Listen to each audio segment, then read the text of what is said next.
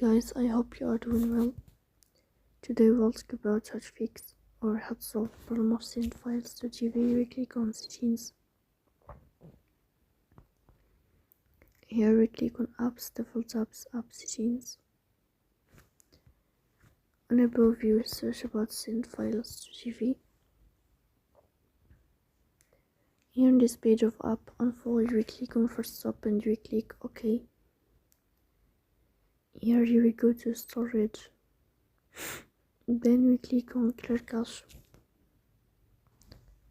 After that we go to Play Store. You will search about send files to GV. Here you will uninstall your app and you will install it again to fix that problem. So please don't forget to support us by like and subscribe.